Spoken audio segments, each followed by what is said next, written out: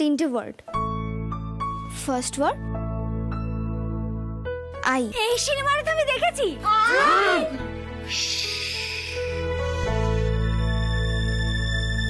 বলো বলো ছোট গিন্নি বলো।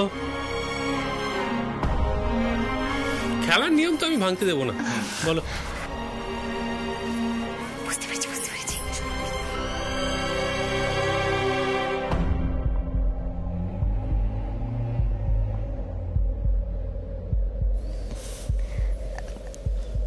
I love you.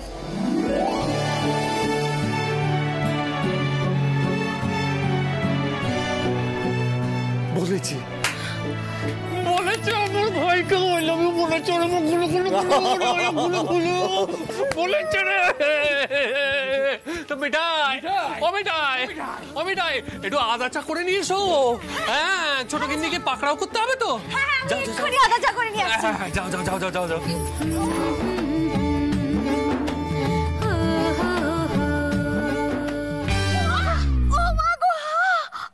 কি হলো?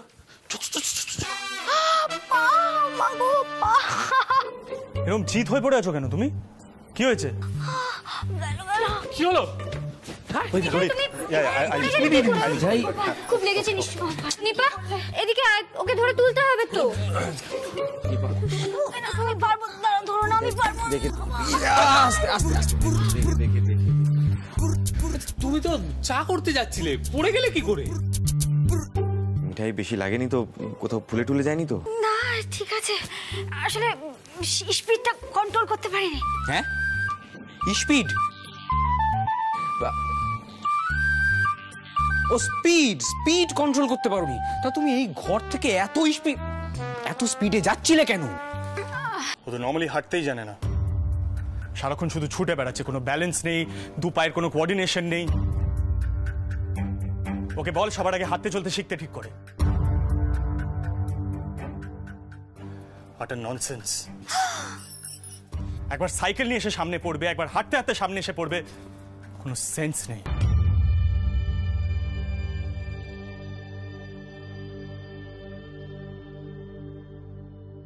ডিসগাস্টিং। এই ছবিটা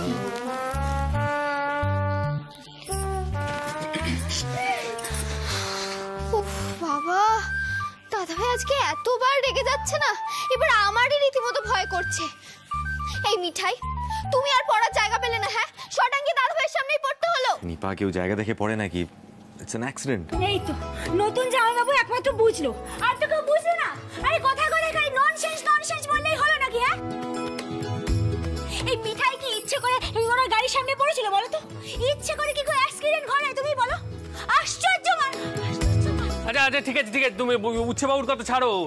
বলছি তোমার পায়ের কি অবস্থা? মুচকে টুচকে যায়নি তো? না না জামাইবাবু, মিঠাইকে এত সহজে কাবু করা যায় না।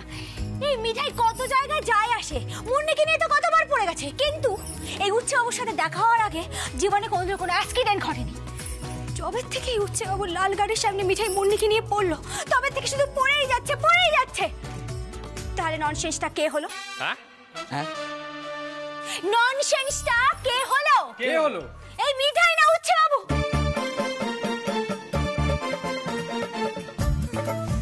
যত সব, তাই চা করে নিয়ে আসি। দাঁড়াও, এই অবস্থা ওই উচ্ছে বাবু আমাকে কতগুলো ননসেন্স। গোপাল। ছোট ভাই বলো। এটা কিন্তু একটা অদ্ভুত স্পিরিট আছে, দেখেছো? মানে লেগেছে তো, তবু ইংরেজি বলাটা থামাই। Speed speed accident. তবে জোকস অ্যাপার্ট, ওকে দেখে কিন্তু মনে হচ্ছে পায়ে বেশ ভালোই লেগেছে। আর দাদাভাইকে দেখলে কেমন শুধু শুধু বকে দিল মেয়েটাকে। ওকে কারোর ওপর কোনো মায়া দয়া নেই। কে যে ওকে পাল্টাতে পারবে কে জানে।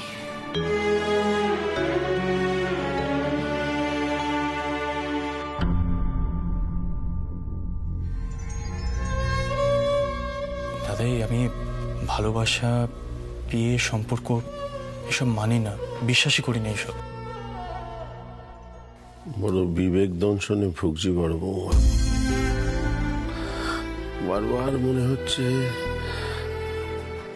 তোমার কথার মর্যাদা আমি রাখতে পারছি না। এই সংসারের জন্য তুমি যা করেছো তা তো ভুলবার নয়।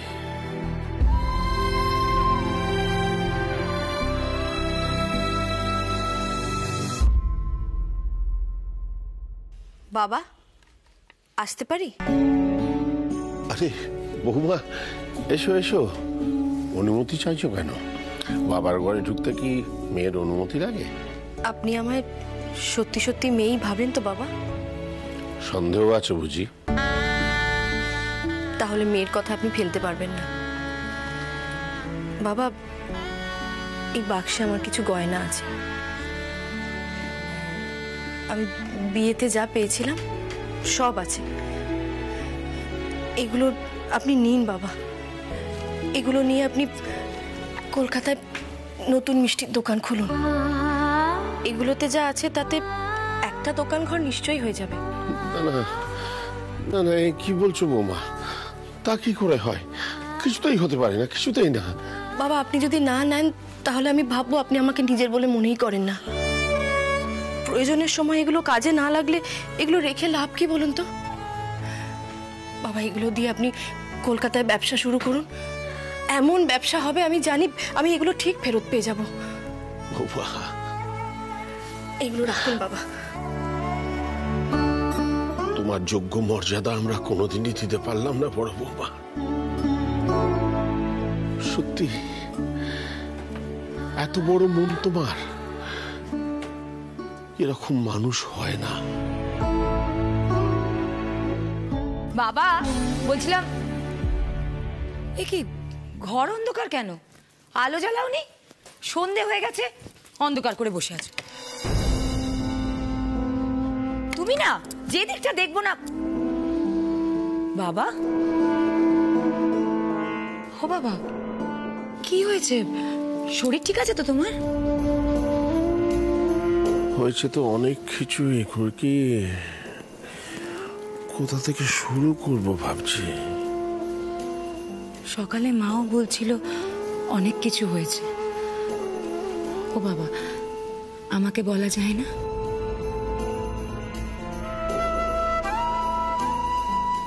বাবা, আসবো? হ্যাঁ রে ছোটদা, আয়। বাবা, তুমি কি ব্যস্ত আছো? আমি ভাবছিলাম এই যাদবপুরের দোকানের হিসেবগুলো নিয়ে একটু শোন বসতে। না ছোটদা, বলছি হিসেব টিসেব পরে হবে। হ্যাঁ, কি ব্যাপার বলতো? শোন না, বাড়িতে কিছু একটা হয়েছে। বাবা মা দুজনেই খুব চিন্তায় আছে, তুই একবার জিজ্ঞেস কর না। বাবা, কি হয়েছে বলো তো? বাড়ির সব ঠিক তো? কাল রাতে জানতে পারলাম জনাইতে থাকাকালীন বড় বৌমা নাকি পার্বতীকে আমাদের বংশের একটা হার দিয়ে মিঠাইকে আশীর্বাদ করেছিল সিদ্ধার্থর বউ হিসেবে। হ্যাঁ, কি বলছো? কি বলছো কি বাবা? এইসব তোমাকে পার্বতীতে নিজে বলেছে?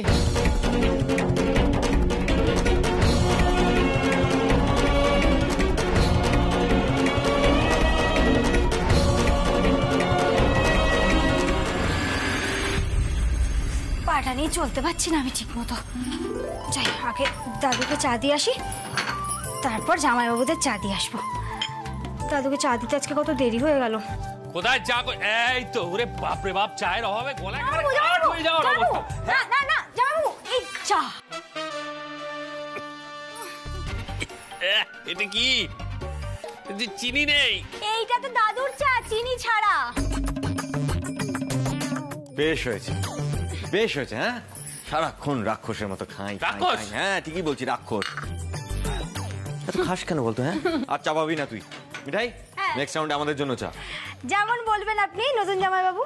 ছোট ভাই, বলো। একটা জিনিস খেয়াল করেছো? কি বলো তো? আমার ভাই আমারই শ্বশুর বাড়িতে আমাকে মাত দিচ্ছে। আরে যে মিঠাই, নতুন জামাইবাবুকে পেয়ে খুব আদর যত্ন হচ্ছে। হ্যাঁ, আরে বাবা, এই তো চা হয়ে গেছে। না না না, এটা আমার। রাজীব দা, কি হলো? এ তুমি কি করছো কি? আমাদের নিপা দেবীর তো কষ্টে বুকটা ফেটে যাচ্ছে গো। ছোটদা,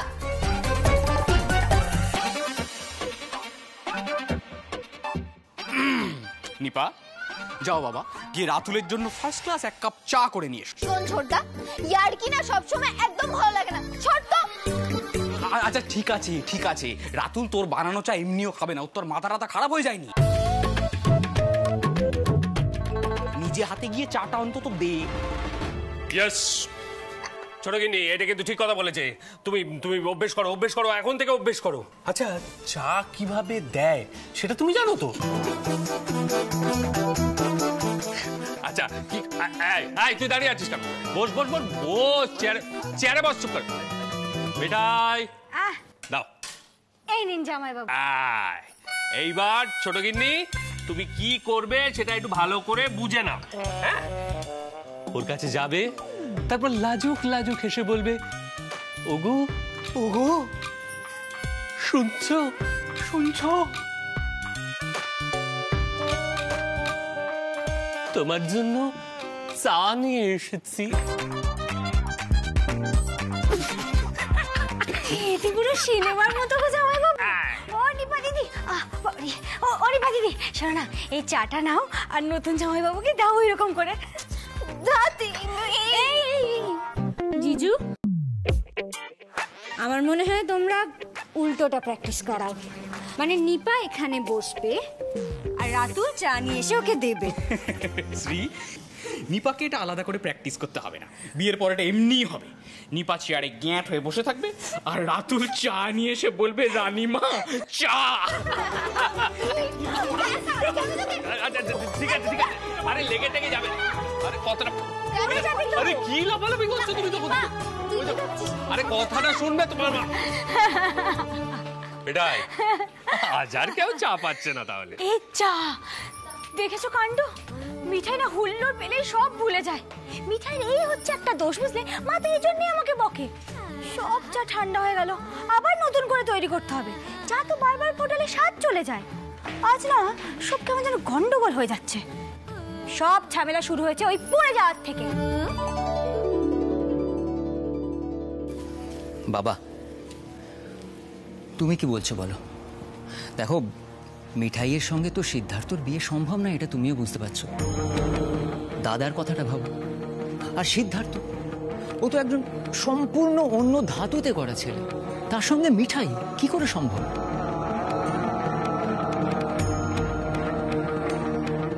তার থেকে বরং আমি যা বললাম, মিঠাইয়ের জন্য একটা ভালো পাত্র খুঁজে বিয়ে দেবো। ভালো পাত্র কোথায় পাবি? ভালো পাত্র বলাটা খুব সহজ ছোটদা, আজকাল সম্বন্ধ করতে ভয় লাগে।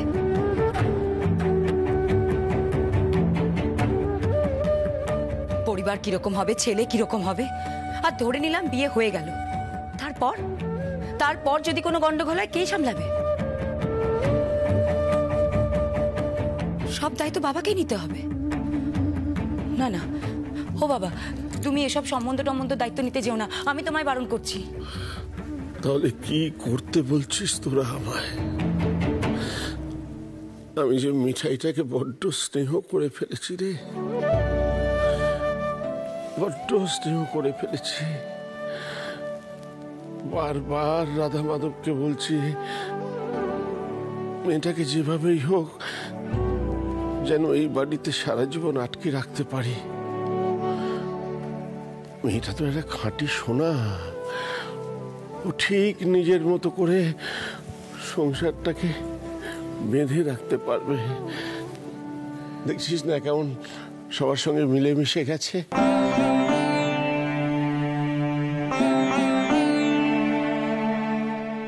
ও বাবা, আমি একটা কথা বলবো, অন্যভাবে নিও না। আমি বলছিলাম কি, এবাড়ির অন্য কোনো ছেলের সাথে যদি ওর বিয়ে হয়। তুই কার কথা বলছিস বলতো কুকি? সোমের কথা বলছি। ছোটা, সোম তো বড় বৌদির ছেলে।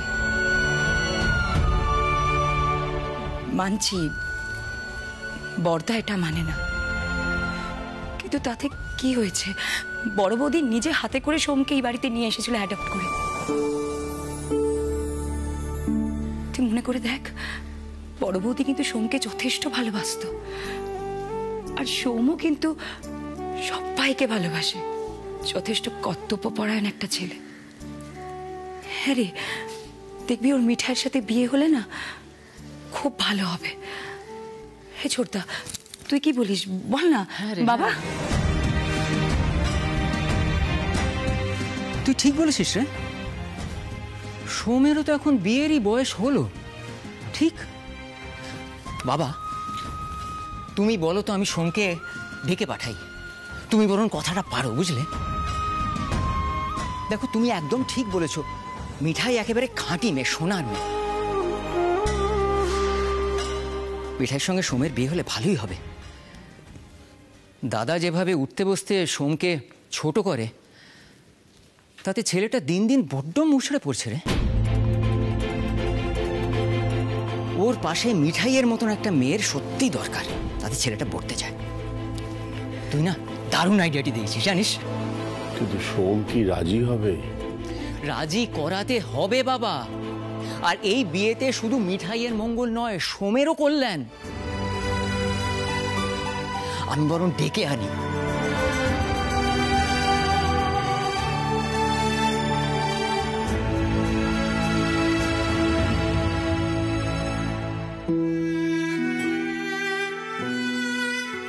বাবা, কি ভাবছো তুমি? এত চিন্তা করো না, আগে সোম আসুক না, তুমি সোমের সাথে কথা বলো, তারপরে সব ঠিক হবে। বাবা, আমি বললাম তো।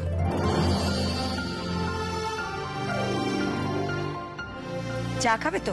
আমি এনে দিচ্ছি। দাদু আসবো? চা খাবে তো? আমি এনে দিচ্ছি।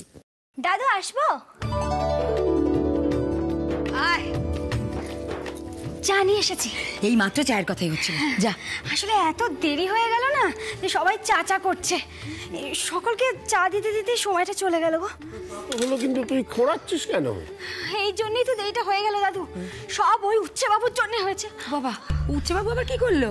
জানো তো পিসি, এই মিঠাই তো মিঠাই স্পিডেই হাঁটে সব সময়, আস্তে আস্তে চলে তো মিঠাই ধাতে নেই। তা স্পিডে যদি কেউ চলে তাতে বোঝা যায় না যে সামনে কে কোথা থেকে দুম করে এসে পড়বে। বোঝা কি সম্ভব বলো দাদু? এই বোঝা সম্ভব?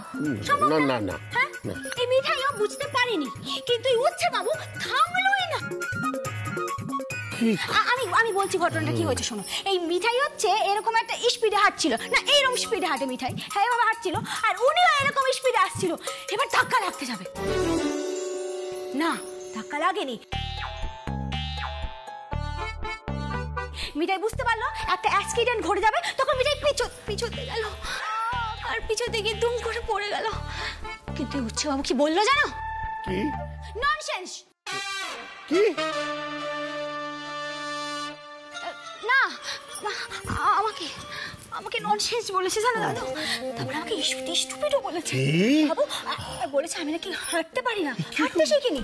আর এই মিঠাই মাথায় হাড়ি নিয়ে ব্যালেন্স করে হাঁটে, আর মিঠাই নাকি হাঁটতে শেখেনি। হ্যাঁ দাদু, আমি কিন্তু খুব রেগে গেছি এবার। হ্যাঁ, খুব রেগে গেছি। একটু ব্যথা করেছে পায়ে, পাটা মচকে গেছে তো, কিন্তু সেই ব্যথা তো মিঠাই কিছু যায় আসে না। কিন্তু আমার খুব অপমানে লেগেছে দাদু, খুব অপমানে লেগেছে। তোমার বড়লোক নাতিকে বলে দাও আমাকে যেন স্টুপিড আর ননসেন্স যেন না বলে। এই দুটো ইংরেজি আমি জানি। কিরে, তুই এখানে দাঁড়িয়ে কি হয়েছে? কাকাই, বল। তুমি কি দাদাই ঘরে যাচ্ছ? হ্যাঁ। তাহলে প্লিজ দাদাকে গিয়ে বলো ওই অসহ্য মেয়েটাকে আর মাথায় না তুলতে। ওর এত বড় এটা সিটি যে আমার নামে গিয়ে কমপ্লেন করছে দাদার কাছে। এত সাহস হয় কি করে ওর? আর তারাই বা চুপচাপ ওর কথাগুলো শুনছে কেন? গোপাল কি করছে এগুলো? আবার ওই হচ্ছে বাবু। গোপাল তো আমাকে খুব বিপদে ফেলে দিচ্ছে বারবার, একটু হেল্প করছে না গোপাল। বারবার কি করে হচ্ছে বাবু সামনে চলে আসছে কে জানে। এবার কি করবো আমি, কি করবো? এই সিড, আমার কথা শোন। তুই ওর উপর এত কেন চোটপাট করিস বলতো? একটা বাচ্চা মেয়ে তো। বাচ্চা মেয়ে? হ্যাঁ, ইডিয়েট মেয়ে একটা। দাদু, ইডিয়েট বলো দাদু, শুনে কি হলো? কি বললো রে? ইডিয়েট? ডিসগাস্টিং হাবভাব যত সব। তোমরাই বা ওকে নিয়ে এত নাচানাচি করো কেন? মানে কাকাই সিরিয়াসলি আমি এই বাড়ির ব্যাপার স্যাপারগুলো একদম বুঝতে পারি না, আমার মাথায় ঢোকে না।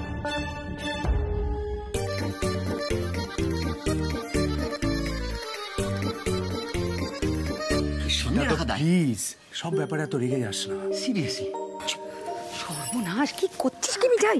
তুই শোন, তুই এখান থেকে পালা, তোর উচ্চবাবু রেগে আছে। পালাবো? হ্যাঁ রে, পালা। হ্যাঁ পালা পালা, এখনো ওই কাকাই আর সোম ওখানে আছে, তোকে পার করে দেবে। আজকে আমার ওপর পর্যন্ত চটে গেছিল। হ্যাঁ, তোমার উপরও? আমার ওপরেও। বাবা এদিকে তো না, ওদিকে ওদিকে গোপাল, ওদিকে বাঘ। গোপাল গোপাল হেলে, গোপাল হেলে, বাবারি আসছি। গোপাল বাবা, ও বাবা দেখি দেখি একটুখানি দাঁড়িয়ে থাকো এখানে। বাবা গোপাল, কি হলো?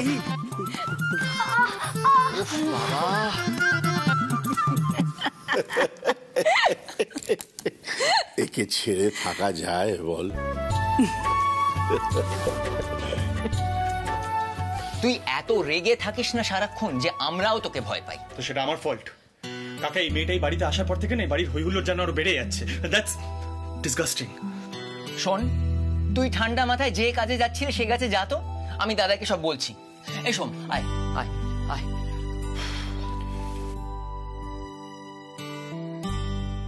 Simply disgusting.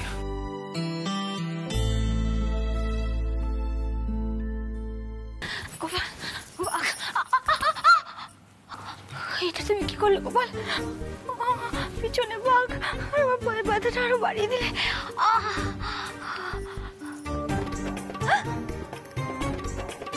বাঘ এসে পড়েছে, বাঘ। এবার কি হবে মিঠাই? এভাবে বসে থাকার কোনো মানে হয়? শোনো, ড্রামা করার না একটা লিমিট থাকে, বুঝলে? আর যদি পায়ে ব্যথাই লেগে থাকে তাহলে কি ওষুধ লাগাও।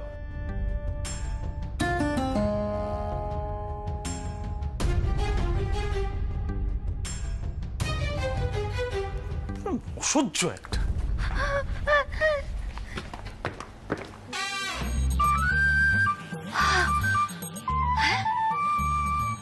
এটুকু পরে চলে গেল, এটা কি হলো? মিঠাই তো বেঁচে গেল আজ। ও গোপাল, থামকো থামকো।